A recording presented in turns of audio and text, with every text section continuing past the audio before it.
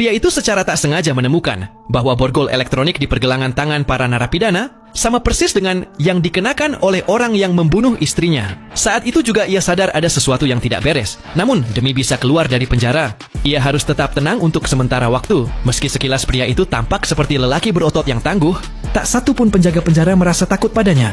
Seorang penjaga langsung menyemprotnya dengan selang air bertekanan tinggi, lalu menumpahkan kotak bubuk belerang ke seluruh tubuhnya. Frank hanya bisa menahan diri dalam diam, tanpa berani melawan sedikit pun. Tak lama kemudian, Frank dibawa ke sel tahanan. Begitu ia melepas seragam penjaranya, salah satu narapidana meniupkan ciuman ke arahnya. Melihat wajah-wajah dingin dan kejam itu, Frank tidak mengucapkan sepatah kata pun. Namun saat penjaga hendak pergi, ia mendengar suara gaduh dari dalam sel. Mereka mengira Frank sedang dihajar habis-habisan dan ingin menertawakannya. Tapi ketika penjaga mendekat, ia mendapati semua tahanan tergeletak di lantai. Saat itu Frank hanya berkata tenang.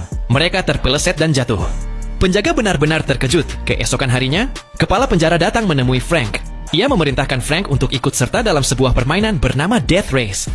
Sebagai imbalannya, jika berhasil memenangkan 5 balapan berturut-turut, Frank akan bebas dan mendapatkan kembali kebebasannya. Demi membalas dendam atas kematian istrinya, Frank langsung menerima tawaran itu.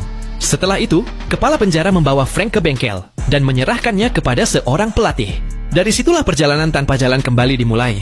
Tak lama kemudian, hari perlombaan pun tiba. Frank mengenakan topengnya dan masuk ke lintasan. Para pembalap lain juga sudah bersiap di mobil mereka. Tiba-tiba, sebuah bus penjara datang dan menurunkan beberapa wanita cantik. Namun mereka bukan penonton, melainkan navigator untuk setiap pembalap. Seorang wanita berbaju hitam menjadi navigator Frank. Saat ia naik ke mobil, mereka saling menyapa dengan sopan. Begitu jendela ditutup, Frank melepas topengnya, siap bertarung dengan seluruh kekuatannya.